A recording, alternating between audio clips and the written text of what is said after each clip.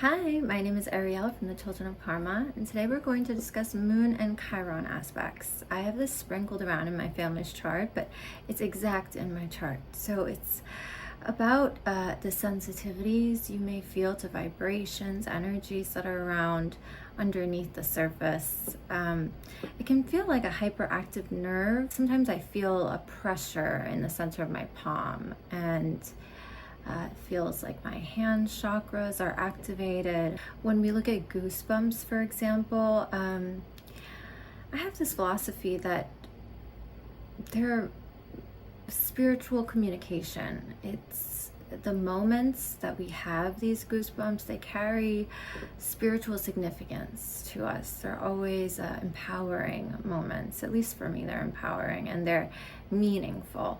And with this aspect, you have to develop a philosophy that incorporates all of these energies that you do feel underneath the surface, because it's like you're living with them all the time. Because you're absorbing and communicating with the energies underneath the surface, it can be that you're susceptible to the environment, and you're also absorbing the energies of the people around you too. And you have to find ways to comfort yourself.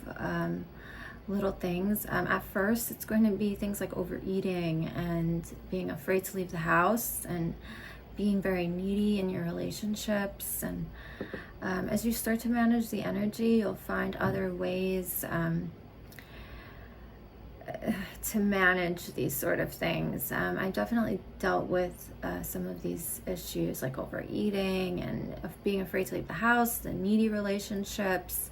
After my father passed away, he was the only earth energy around. So it was like I lost my grounding, and you lean into those comfort habits that you're used to with the moon.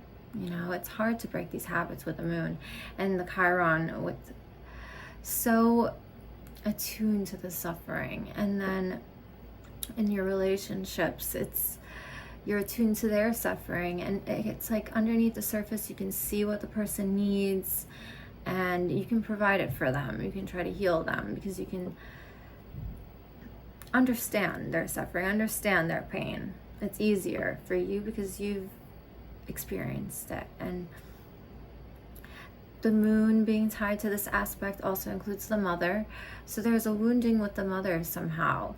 And the house that it's placed in your chart will show you where you have this wounding with your mother. You know, what is your mother criticizing? You know, what area of your life is she disappointed in? And this is where you'll have to deal with that conflict. With this aspect, there's no way around healing that mother wound. You know, you'll be faced with it.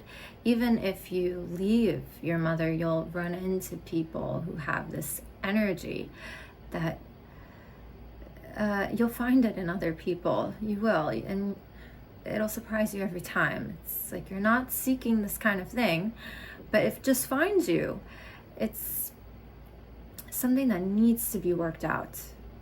Your soul is craving it. And until you do, you'll never truly feel satisfied with anything. It's finding the root of where this pain exists. It's feeling that you weren't nurtured properly, that mother energy is missing. And where were you deprived of this energy? Where did you feel dismissed? This is the root of that mother wound. And finding ways to accept those feelings, accept them. You know, they're real, they happen, it's unfortunate, and we'll move forward with more knowledge, better ways to live. You know, it's easy to say, well, I've suffered, so now everyone else should suffer. But we have to break the cycle. I mean, at some point this has to end. With this aspect tied to the moon, it can mean that the mother could take on the Chiron aspects. Like, on a positive sense, she could be a healer, a pioneer, someone who's curious, wanting to explore, intuitive. Or she can be on the lower end. You know, most of the time that's what we see is people who are just very much identified with their wounds, with their suffering. In a way, the mother is like ripping off the scab, just never allowing the wound to heal, just constantly bringing it up, and then also being connected to the suffering that you see around the world with other people. You know, when you're down, sometimes you just want to go right to the bottom. You know, sometimes you can get into these states of mind. With this aspect, you can try a lot of alternative therapies, which I have, and especially after the injuries, I've tried many things.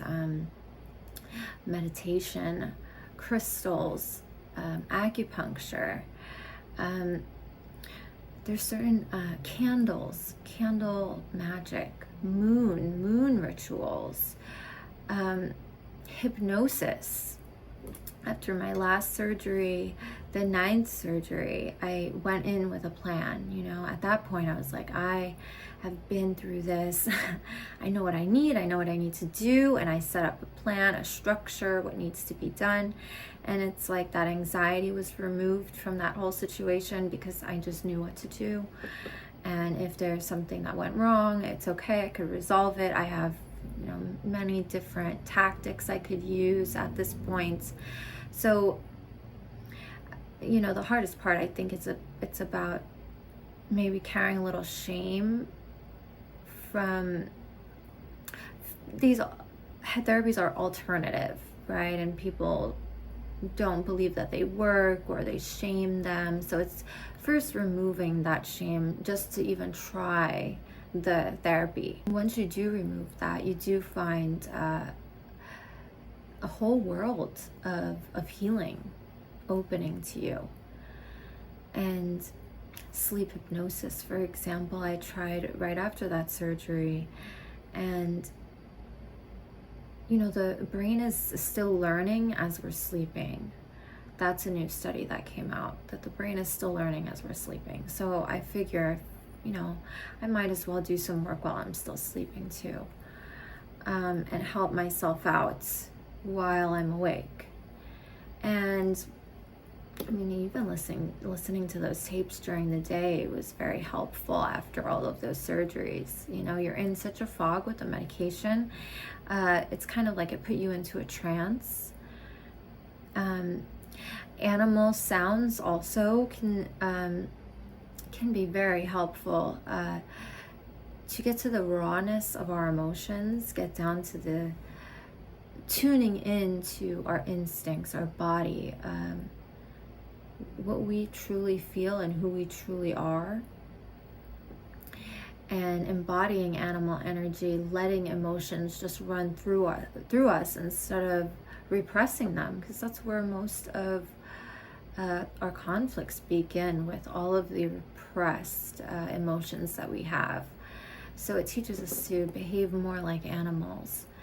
And even drumming can put you into a trance, and these are very helpful.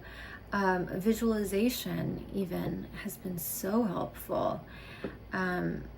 Just visualizing my nerves, the nerve endings, just being reborn again, going from dead to reborn, brand new, and branching out into even more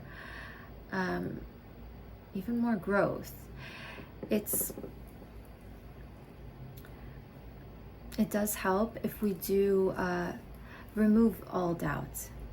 This is difficult. Doubt will come in, even in the person who you feel may believe the most, that is the most spiritual. I mean, they have doubts as well. And it's important to just, as soon as it starts to come up, just recognize it and push it out immediately, because there is no, the longer it stays around, the more it festers, the more it grows, and it just infects everything, remove all the doubt that you have and really trust in the process, that it does work and it will work for you. In my progress chart, my sun is now conjunct this aspect of Moon Chiron.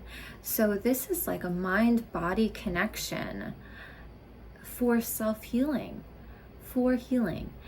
And I've used this after my injuries, after the 7th surgery and I started walking around, there was no sensation in my glutes, nothing. It was just all numb. And I had to find ways to rebuild the muscle that was there. And I first started with my mind.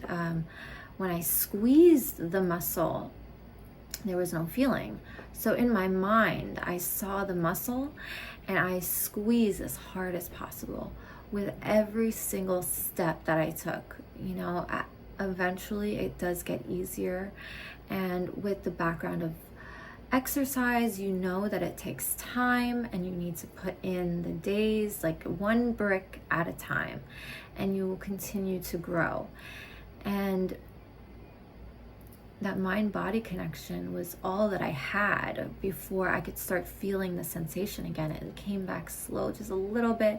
Now I can feel it as I squeeze, but at that time it was just not there. With my bladder dysfunction, I even used this mind-body connection as well. They give you a lot of tips for how to transition from catheter to doing it on your own. And it's things like putting your hand under some running water or listening to some water. It didn't work for me. What I had to do was envision a bowl of water and it just being tipped forward because of the pelvis. I think with the surgeries, there was an issue with tilting the pelvis. So I think envisioning that bowl and seeing it being tilted was something that really, that was the thing. That was like the one thing that started getting it to flow. And I really leaned into that visualization. Little things like that. I mean, mind-body connection and magic. I mean, truly, it was magical just to experience that process. I'm so glad that I've been writing it in my journal and just making sure that I remember that this happened. This happened. This is a miracle, this act of healing, and it can be done all around. I do believe that we have more power in this process of healing. I do. The mind is very powerful, and we have yet to really understand the potential of the mind. Thank you guys for joining me for this video, and I'd love to see you at thechildrenofkarma.com to unlock your ancestral patterns and explore all of our other astrology services and coaching services that are available there. And don't forget to like the video. Bye.